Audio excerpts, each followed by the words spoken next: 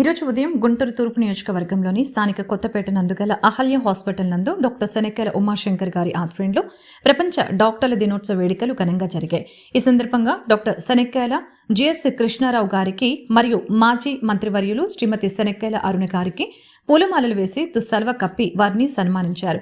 ఈ సందర్భంగా శనక్యాల ఉమాశంకర్ గారు మాట్లాడుతూ వృత్తిపరంగా డాక్టర్లుగా తల్లిదండ్రులుగా వీరు చేసిన కృషి ప్రజలకు వీరిచ్చిన తోడ్పాటు ధైర్యం చాలా మంది ప్రజలకి ఆదర్శంగా నిలిచిందని, ముఖ్యంగా ఎంతో మంది వైద్యులకు వీరు నిదర్శనంగా మారారని తెలిపారు.